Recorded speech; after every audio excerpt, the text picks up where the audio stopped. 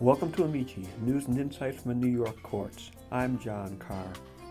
In this Diversity Dialogue segment, we are going to revisit a topic we discussed a few years back, and that is the New York Legal Opportunity Program, or NYLEO, an initiative of the New York State Judicial Institute established to promote academic success for individuals historically underrepresented in the legal system. Our guest today is Salihah Denman, Esquire, the program director for the LEO program. Right now, Salihah is recruiting applicants for the 2023 LEO program. Great. Salihah, thank you for coming on the program. Let's start at the beginning. What is LEO? So LEO is a program that was started by Chief Judge, Judith S.K. in 2007 to serve New York State residents that are from groups traditionally underrepresented in the legal field. It's a free program and exposes fellows to the rigors of the first year of law school, and they receive courses in contracts, torts, legal research and writing, civil procedure, and also participate in experiential learning opportunities like moot court, traveling to the New York State Court of Appeals, and the New York State Legislature. They also receive skills workshops that provide them with foundational skills needed for law school success. In addition, they also learn networking skills and meet attorneys and judges from across the state who share career advice with the fellows. When and why was it started? The when you indicated it was Chief Judge Judith K.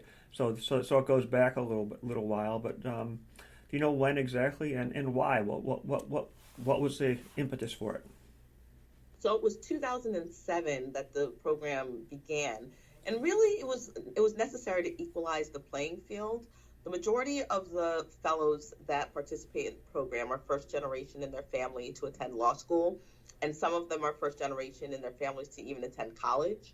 So they needed access to information about law school expectations and how to succeed, because otherwise they'd really be at a significant disadvantage when entering law school.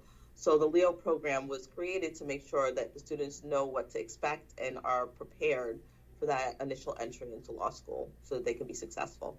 I see. Now, how long is the program?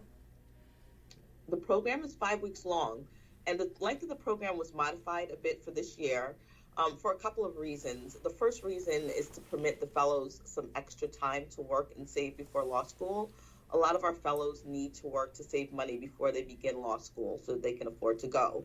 And another is because the LEO program provides letters of support for the fellows when they're waitlisted to law schools that they would like to attend. So we actually send a letter of support upon completion of the program. So modifying the length of the program allows the letters of support to be submitted to the law schools at a time where it can still have an impact on their decision making. That sounds like a pretty intensive 5 weeks. It is a very intensive 5 weeks, and the students really get exposed to a lot during that time. I mean, they have moot court, they have these skills workshops, they get to meet, attorneys and judges and really hear about their past. And our theme last year when the program was restarted, because it was dormant for a couple of years during COVID, but when we restarted, we really wanted to give the students the theme of entry into the law and a successful legal career is not necessarily a straight line. And while some students, begin law school and meet their goal, according to whatever their plan is, a lot of students don't have that opportunity, and they might have to, go in different directions to get to their ultimate goal. So we have attorneys and judges come to speak to them about those challenges and express to them that they can still meet their goals. Now, I know the program operates out of the Judicial Institute, and the Judicial Institute operates out of Pace University School of Law, which is in White Plains. Are there housing arrangements for students who don't live in or near White Plains?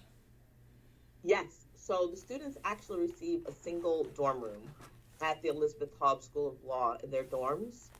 And we have resident assistants to help the students acclimate to the environment and, that are familiar with the White Plains area. So there is housing available for the students.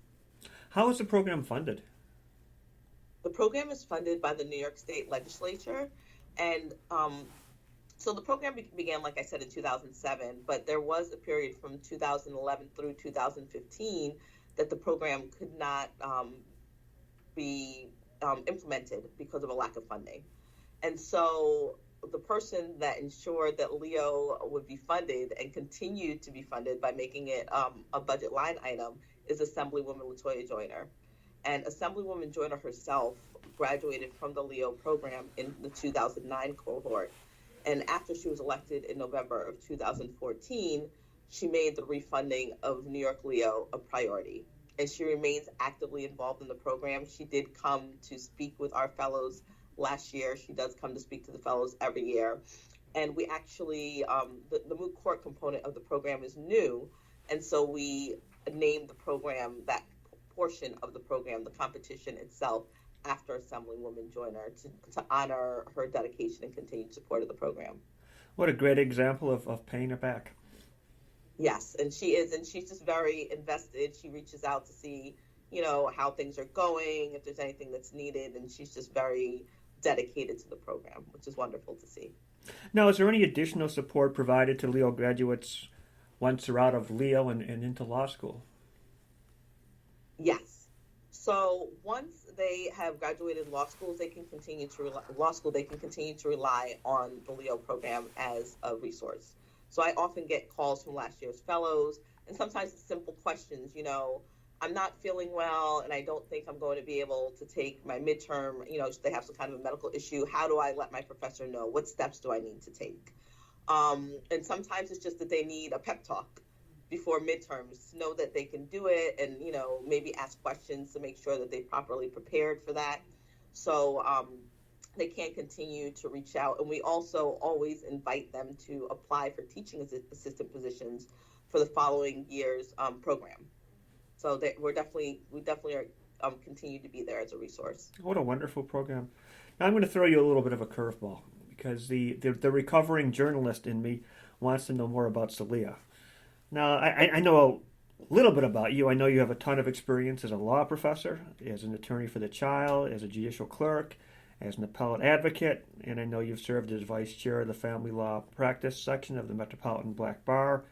So what inspired you to take this position?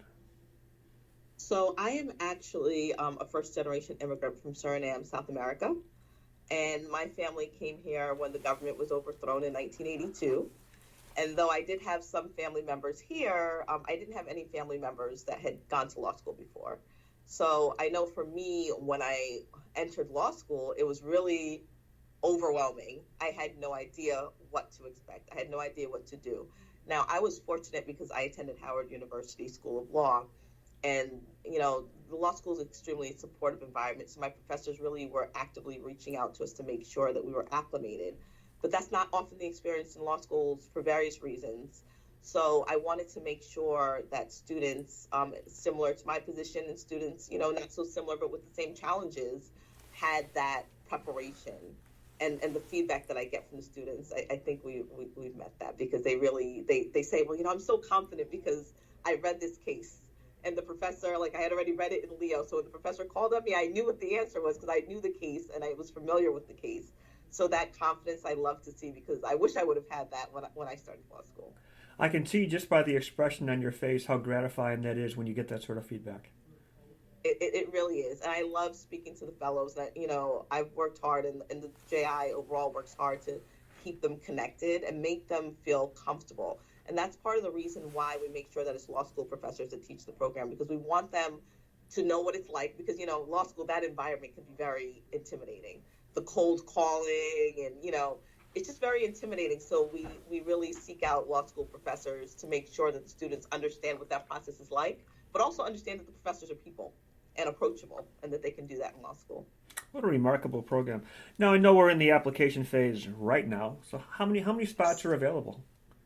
There are 25 spots available this year, and the applications are considered on a rolling basis. So as they come in, if the student is qualified for the program, they are accepted, and the application process continues until all of the spots are filled. So if someone is interested, what's the next step? How do they proceed? So they should, number one, make sure that they qualify for the program. So you must be a New York State resident. You must have taken the LSAT or the GRE, and you have to have an application. Applications pending at a law school. So if they meet those requirements, or they must be interested in attending a law school in New York. But if they're interested in applying for the program, they should go to www.newyorkcourts.gov/attorneys/Leo, or they can simply Google New York Leo, and they will get to the page and find the online application. Well, thank you for sharing that information, and thank you for what you're doing. This is a very important program, and I think it's something that pays dividends for generations to come. Yes, I think it definitely does. And one thing I forgot to mention that I must say, the program is free. Thank you so much, Salihah. Thank you.